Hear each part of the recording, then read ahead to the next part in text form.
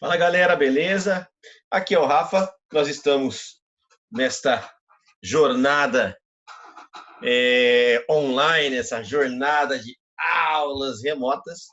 E hoje nosso objetivo aqui é enveredar lançar o nosso olhar à Segunda Grande Guerra Mundial, a terrível Segunda Guerra Mundial, né? Que envolveu principalmente nações europeias, Estados Unidos e Japão, mas ela foi mundializada. O Brasil participa da guerra e tal. Então, é uma guerra que traz elementos da Primeira Guerra Mundial, né, e que acaba deixando o mundo estarrecido com a grande capacidade que o homem tem de superar a sua crueldade.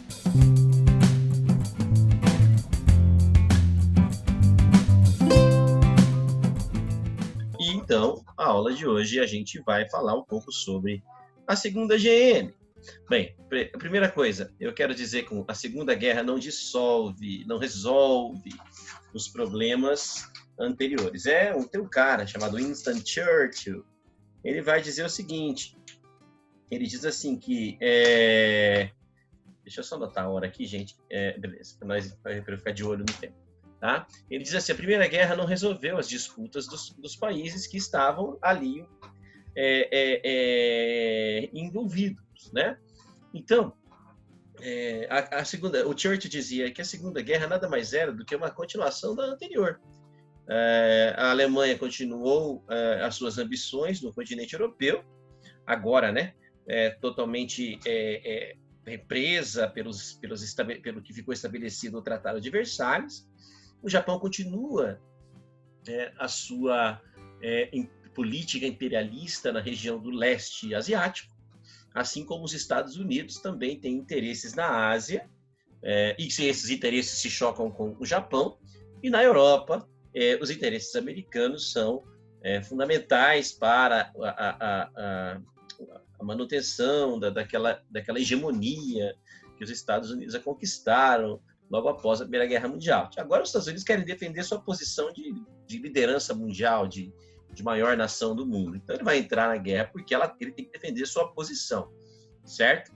E a Itália ainda, né, mantém suas ambições na região do norte da África, principalmente porque ali é uma região estratégica para a economia italiana, aquela região que daria acesso ao continente africano. E lembrando que a Itália foi uma nação que não se deu bem ali na partilha da África no final do século XIX, e os italianos nunca engoliram isso, e agora a Itália tem ali o Mussolini, né, que está no poder, e a política fascista italiana é uma política expansionista.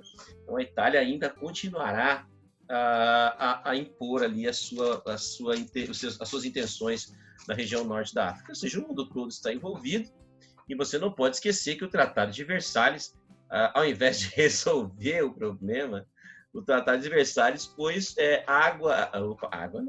pôs gasolina nessa fogueira, né? Porque ele só acirra as rivalidades entre as nações.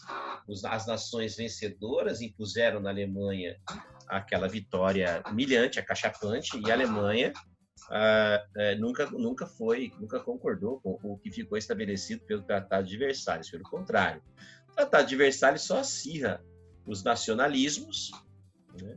As nações mais prejudicadas na Primeira Guerra Mundial vão exacerbar esse sentimento nacionalista, revanchista, né?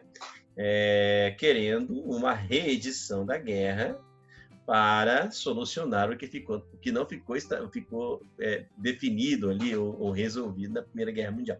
É uma revanche. Né? A Segunda Guerra Mundial é uma revanche. É claro que quem quer revanche vai perder de novo, né? Mas é uma revanche. Na verdade, o nazismo e o fascismo, o que eles querem? Por que eles são militaristas? Por que os nazistas e os fascistas impõem na sociedade, na cabeça do seu povo, o idealismo, né? A fé no alto sacrifício? É porque eles querem que essas pessoas voltem a pegar em armas para defender os interesses do país. Tá? Então, o nazismo na Alemanha, fortalecido nos anos 30, com a ascensão de Hitler, a chanceler alemão, nós vimos isso aí na aula passada. É importante que você entenda que o Tratado de Versalhes para a Alemanha, ele só acirrou a rivalidade, né? O povo alemão foi humilhado, a Alemanha teve que pagar indenizações, a Alemanha teve que perder territórios, teve o seu exército reduzido a 100 mil homens e tal, e isso deixa os alemães super insatisfeitos com aquilo que foi estabelecido pelo Tratado de Versalhes. Os caras querem agora a revanche. Então a Alemanha quer a revanche, vai ser a Alemanha que conduzirá essa guerra ao seu começo. Ok? Na década de 30, é legal para entender a Segunda Guerra Mundial, entender a década de 1930, que sofreu os efeitos da crise de 1929, tá, meus amores? O mundo quebrou, né? A economia mundial quebrou, com os efeitos da crise nos Estados Unidos. A Alemanha sentiu o efeito, a Europa como um todo, né? Sentiu os efeitos da crise de 1929, que se mundializou porque os Estados Unidos eram responsáveis pela produção industrial de 42% do que o mundo consumia, e consumia outra grande parte do que o mundo produzia. Então, os Estados Unidos quebraram, faliram em 1929, ali, 1930, e isso provoca uma grande interrupção, né? Do desenvolvimento desses países, e aí você viu que a crise, ao se mundializar, ela acaba permitindo que haja a emergência dos regimes de força. A crise econômica permite que os nazistas batam no peito e falem: nós vamos resolver esse problema econômico da Itália. Permite que os italianos fascistas falem: nós vamos... Os nazistas falam que vão resolver na Alemanha, os fascistas falam que nós vamos resolver aqui na Itália e tal. Então, a ideia dos regimes de força, de estados autoritários, de estados totalitários, de estados autoritários, é a ideia de que nós, com mãos de ferro, esses governantes dizem que vão solucionar os efeitos provocados por essa crise que mundializou a partir da quebra dos Estados Unidos da América. Então, a crise mundial de 1929 em diante acaba com a década de 30, porque se você pensar, a década de 30 foi um caos para os Estados Unidos, a década de 30 foi um caos para a Europa, a década de 30, apesar da gente saber muito pouco naquela época, mas na União Soviética milhões e milhões de pessoas estavam morrendo de fome, por exemplo, na Ucrânia, sob o regime comunista stalinista. Então, assim, a situação da década de 30 do mundo todo foi talvez uma das piores que a gente pode ver, né? No Brasil, em 1930, a situação também não era fácil, com Getúlio Vargas no poder, implantando ali um governo ditatorial extremamente autoritário. Pau comeu. A situação estava bem complicada nos anos 30. E aí, uma outra coisa que a gente tem que constatar é que, quando acabou a Primeira Guerra Mundial, a Liga das Nações, que seria o quê? Uma espécie da ONU, de ONU dos dias de hoje, ela não resolveu a ideia de pacificar a Europa, de garantir a ordem e garantir o cumprimento do Tratado de Versalhes, manter a paz e evitar a guerra. A Liga das Nações foi inútil nesse sentido, entende? Aos poucos, a Alemanha foi dando mais poder aos nazistas. Na verdade, os nazistas ascenderam o poder no início dos anos 30, né? E, ao mesmo tempo, o que acontece? As nações capitalistas, eles vão olhar para Hitler, olha só o que eu vou falar para você, eles vão olhar para Hitler e vão começar a perceber que Hitler é o mal menor, né? As nações capitalistas acreditam que o nazismo seria uma barreira natural ao avanço do comunismo na Europa. Lembrando que os nazistas são anticomunistas, né? Está escrito isso ali no Mein Kampf, né? No livro que baseia o pensamento nazista, entende? Então, para as nações capitalistas, a Alemanha era uma barreira natural ao avanço do comunismo pela Europa, entende? Percebe isso? Você percebeu? Então, mal sabiam os capitalistas, fazendo essas concessões aos nazistas, que os próprios nazistas estavam já em conversações com os comunistas. Os nazistas estavam fazendo acordo com os comunistas e nazistas estavam fazendo acordo, mas esse acordo era secreto, não é?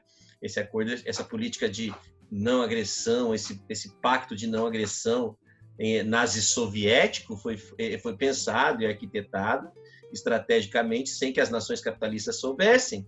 Então, enquanto as nações capitalistas faziam concessões ao nazismo, faziam vista grossa aos horrores que o Hitler estava cometendo na Alemanha, o próprio Hitler estava já estabelecendo conversações com a União Soviética para, coloca aí, invadir mais tarde a Polônia e dividir a Polônia entre as duas partes, entre a Alemanha e a União Soviética. Então, o que acontece? Essas concessões aos nazistas, elas foram feitas, os nazistas foram conquistando territórios, apesar de terem sido proibidos de fazê-lo, e nada era feito para impedir que Hitler conquistasse esses territórios. Ele vai anexar os Sudetos, por exemplo, ele vai invadir a Tchecoslováquia, vai invadir algumas regiões, e nada vai acontecer com ele. Por quê? Porque as nações capitalistas acreditavam que Hitler seria uma barreira natural aos comunistas, porque os nazistas eram anticomunistas no seu discurso, tá?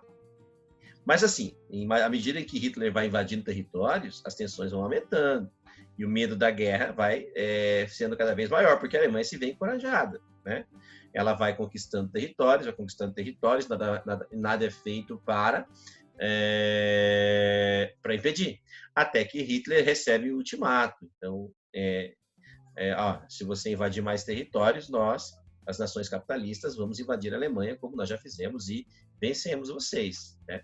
E Hitler continuou, então, descumprindo o Tratado de Versalhes. Aí ele vai produzir armas sem poder, ele vai produzir munição sem poder, ele vai aumentar o exército sem poder.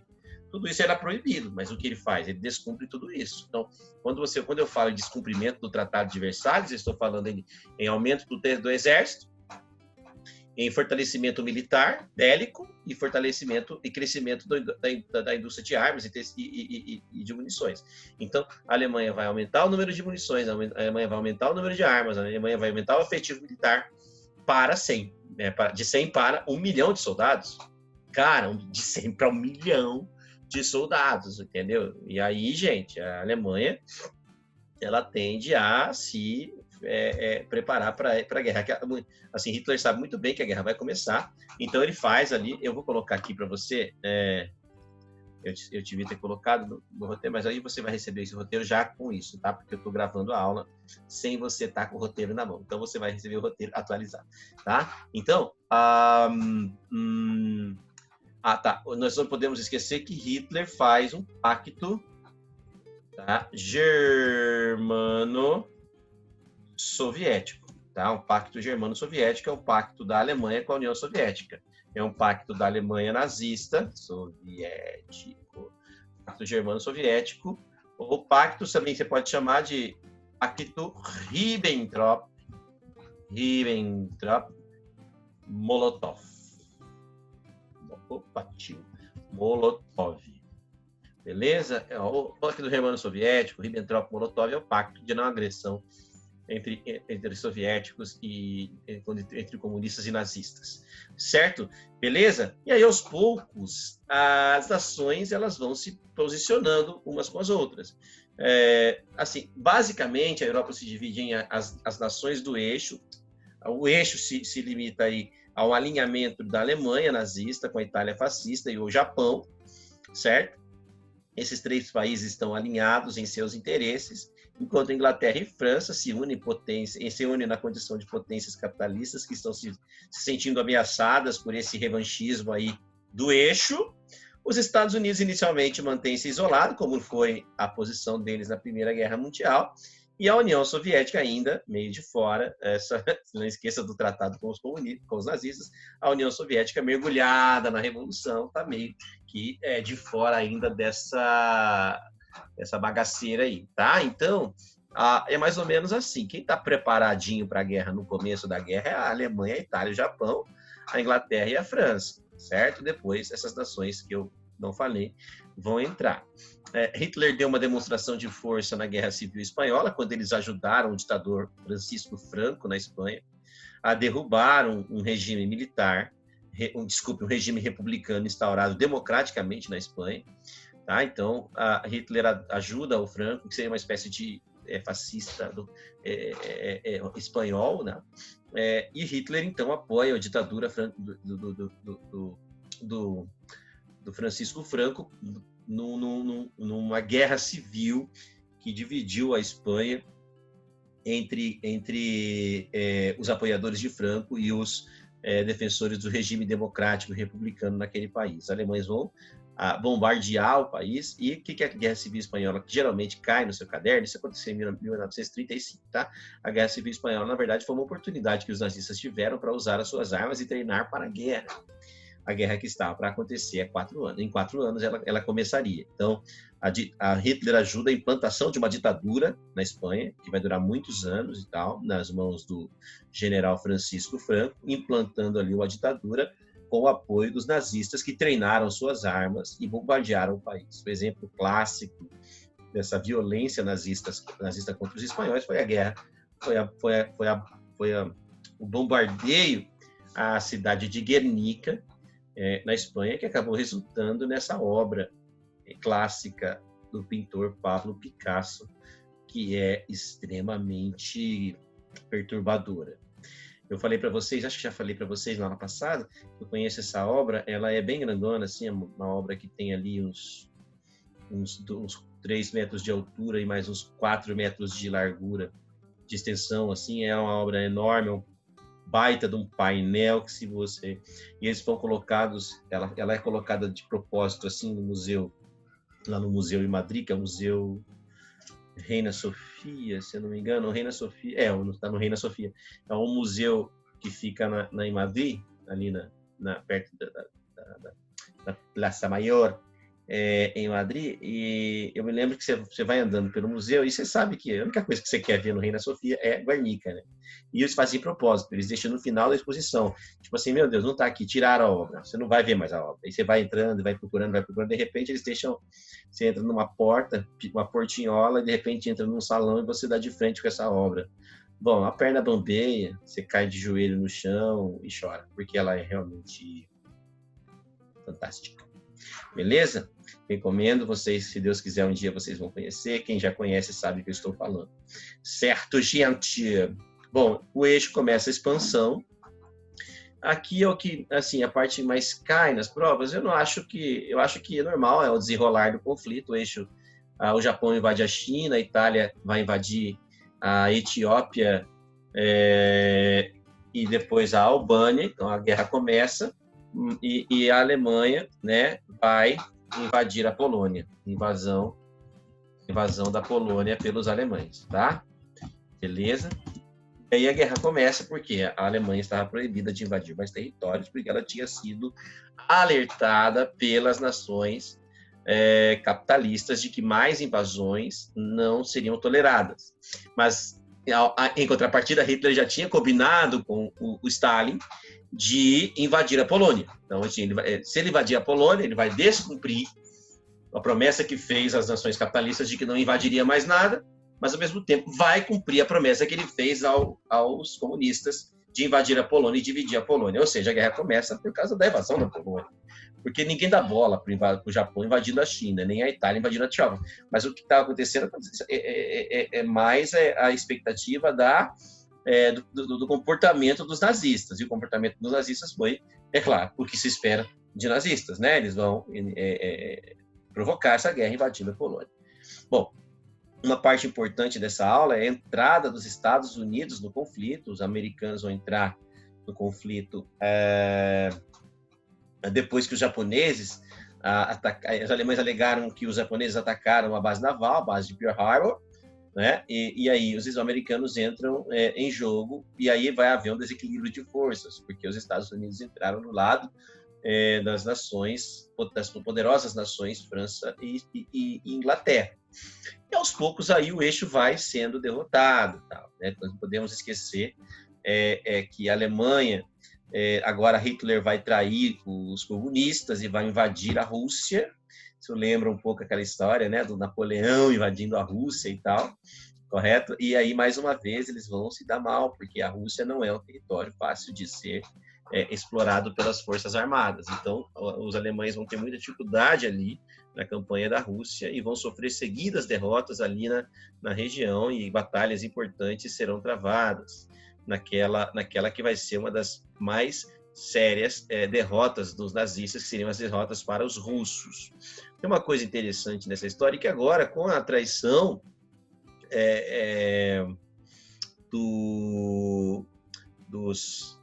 dos nazistas em relação aos comunistas, é que a partir daí a Rússia vai entrar na guerra e vai ter que entrar do lado de quem? Dos capitalistas, né?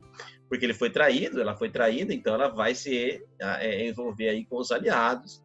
É uma união conveniente entre Estados Unidos, França e Inglaterra, que já estavam na guerra, contra a União Soviética, que foi traída pelos nazistas, portanto, vão fazer parte aí desse grupo que vai se voltar contra os nazistas. Eu dou uma pausa antes de ir para o final da guerra para falar do Brasil na Segunda Guerra Mundial. O Brasil entra na guerra na época, quem estava no poder era o presidente Getúlio Vargas. E aí nós, diferentemente da Primeira Guerra, que nós apenas fizemos ali o patrulhamento dos mares, oferecemos ali medicamentos, não tem nada de arma, medicamentos e enfermeiras e médicos. Para a guerra agora não, nós vamos ter a nossa participação efetiva com a Força Expedicionária Brasileira, que é a FEB, que são os nossos soldaditos, correto? Nós vamos ter a participação da FAB, que é a nossa Força Aérea Brasileira. O Brasil tinha interesses econômicos ao se envolver no conflito ao lado dos Estados Unidos. Naquela época, o governo americano estava financiando alguns projetos do Getúlio, principalmente na indústria de base. Por exemplo, a CSN, sabe? A Companhia Siderúrgica Nacional, sabe a Fábrica Nacional de Motores, a FNM, sabe a Companhia Vale do Rio Doce, que hoje existe ainda, certo? A CSN também existe. Todas essas empresas, esses projetos só foram colocados em práticas com capital americano. Então, o Getúlio estava sendo financiado pelos Estados Unidos, então nossa participação na guerra não deveria ser de outro lado, a não ser do lado americano. Nosso destaque foi a Batalha do Campo de Monte Castelo, na Itália. Os nossos soldados participaram dessa vitória na Itália, nossa campanha foi na Itália, certo? E a Batalha de Monte Castelo foi a mais importante batalha vencida pelo Exército Brasileiro, se destacou e foi muito bem eficiente naquilo que foi proposto, tá? É muito chato ver professor de história tirando sarro do Exército Brasileiro na guerra, tá? Por quê? Porque muitas pessoas morreram na guerra, muitos brasileiros morreram nessa guerra, tá? E muitas mães perderam seus filhos, esposas perderam seus maridos, namoradas perderam seus namoradinhos e tal. Então é melhor respeitar, né? Porque a participação do Brasil na guerra contou com brasileiros que pegaram em armas para defender o nosso país. E é muito importante levar isso em consideração, porque muitas famílias vão chorar com a perda dos seus entes queridos, e isso não é motivo de graça. Tem professor que tira sarro, né, da participação do Brasil na guerra. Eu sou diferente. Eu acho que tem que ser respeitada essa participação, apesar de ter sido modesta, ela foi muito importante. Beleza? A guerra termina com eu deixei aqui de propósito, não podemos esquecer do dia D. Dia D começa o fim da guerra, quando as tropas aliadas vão entrar na Normandia, território francês, para libertar a França, que estava já sob domínio nazista. Os nazistas chegaram a dominar a França, eles dividiram a França em duas partes e tal, norte e sul, dominaram grande parte do território francês, e agora a França estaria sendo libertada pelos nazistas, do domínio nazista. E aos poucos os aliados vão ocupando os antigos territórios que antes pertenciam aos alemães, ao eixo, e aos poucos eles vão chegar até Berlim e vão cercar Berlim em 1945, dando fim à guerra, ou dando os rumos finais ao conflito. A gente não pode esquecer que os nazistas eles conseguiram espaços rapidamente através de uma tática de guerra chamada Blitzkrieg. O que é a Blitzkrieg? A Blitzkrieg é uma guerra relâmpago que os alemães usaram, foi muito eficiente, tá? E que acabaram permitindo que os territórios fossem conquistados de maneira muito rápida. Então, os alemães eles conquistaram muito rápido o território, e recuperar esses territórios é que foi difícil. Mas o dia D é o dia que marca a volta, a vitória, né, a virada no jogo dos aliados contra o Eixo. É muito importante essa batalha. Quem quiser conhecer essa batalha, tem um filme chamado O Resgate do Soldado Ryan. Não sei se vocês já ouviram falar nesse filme. É a história de um soldado que precisa ser resgatado na guerra porque o irmão dele morreu na guerra. De acordo com o governo americano, se teu irmão está lutando com você na guerra e seu irmão morre, você tem que voltar para casa para tua mãe não perder dois filhos. Aí a história conta do resgate, né? Soldados americanos vão resgatar o soldado Ryan, que está no meio do conflito. E caraca! O filme é um dos filmes mais importantes que eu já vi na minha vida, sobre guerra principalmente. Eu adoro filmes de guerra. E esse filme começa com a Batalha da Normandia, começa no dia D, que é a tomada da França e depois a chegada a Berlim mais tarde. Sobre o cerco de Berlim, eu tenho um outro filme. Esse outro filme que eu indico para vocês, está chegando as férias, né?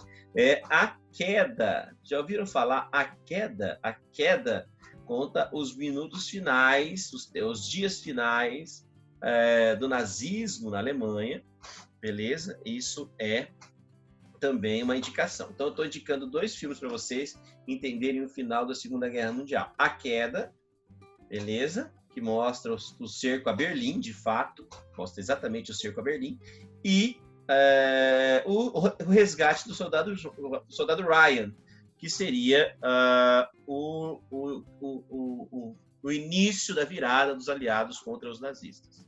Mais tarde, os japoneses vão se render e os americanos vão atacar o Japão com aquelas bombas sobre as cidades de Hiroshima e Nagasaki, as bombas que vão matar ali em agosto de 1945 centenas de milhares de japoneses, apesar dos japoneses já terem se rendido. A Europa, com o fim do conflito, mais uma vez está arrasada pelo final do conflito. E o saldo dessa guerra foi 56 milhões de pessoas mortas. 50 milhões de mortos, mais 50 milhões de soldados mortos, né? Mais 6 milhões de judeus que morreram nos campos de concentração. Na aula sobre o nazismo, eu falei para vocês do antissemitismo nazista na Alemanha, e isso acabou resultando na formação dos campos de concentração, onde os judeus eram submetidos a trabalhos forçados, e nesses campos de concentração na Polônia e em outras regiões dominadas pela Alemanha, acabaram morrendo 6 milhões de judeus violentamente, brutalmente nessa guerra. Tá? Não esqueça também, já que eu estou indicando filmes, sobre o Holocausto. São vários, né? Você já deve estar pensando aí em um. Mas sobre o Holocausto, eu digo para vocês o filme. Vamos lá. A Lista de Schindler, que fala sobre o Holocausto, sobre a história do Holocausto. A Vida é Bela, que é um filme que eu recomendo se você tiver um coração mole. Vaza dele, não é para qualquer um, não é para quem tem coração mole, tá? É um filme que, por exemplo, para mim, toda vez que eu assisto eu choro. A Vida é Bela. A Vida é Bela é um filme italiano sobre o Holocausto, de um pai que acaba levando o seu filho para o campo de concentração, e ele passa todo o tempo protegendo o filho e evitando que o filho desconfie que aquilo ali é o que era o campo de concentração. Então ele procura fingir que aquilo tudo é uma viagem e aquilo tudo é uma brincadeira, e que vai acabar a brincadeira quando eles completarem 1000 pontos, né? Quando eles tiverem 1000 pontos, eles vão voltar para casa. Pesado. A Vida é Bela. Esse filme é pesado. E então o Holocausto deixa aí, né? Talvez a marca mais terrível da Segunda Guerra Mundial, beleza? Juntamente com o Holodomor, que é a grande fome na Ucrânia, na mesma época, mais ou menos, na Ucrânia dos comunistas soviéticos, que na Ucrânia até mais pessoas morreram, na Ucrânia 8 milhões de pessoas vão morrer, enquanto no Holocausto nazista 6 milhões de pessoas vão morrer a trabalhos forçados. Não esqueça que nós temos 2 horrores da década de 30. Você não pode esquecer do horror comunista na Ucrânia, o Holodomor, né, a grande fome na Ucrânia, que ceifou 8 milhões de vidas, e não pode esquecer do holocausto nazista, que ceifou 6 milhões de vidas de judeus. Após a guerra, o mundo se dividiu em duas grandes potências, que é o chamado mundo bipolar, que é a Guerra Fria, que nós vamos ver daqui a pouco, né? E a ONU foi criada, a Organização das Nações Unidas foi criada para evitar que novos conflitos como esse acontecessem. A ONU é uma organização das nações para evitar que a guerra volte a acontecer e que a paz seja preservada. Até hoje nós não tivemos mais uma guerra mundial, né? A terceira guerra mundial ainda não aconteceu e, quiçá, talvez, né, ela nunca aconteça, se depender de mim, se depender de você também, com certeza. Tá bom? A gente volta daqui a pouco para falar sobre a Guerra Fria e o mundo pós-Guerra Fria. Beleza? Nossa última aula do ano, ou do semestre. Belezinha, gente? Um beijo, fiquem com Deus, amo vocês. Bye, bye.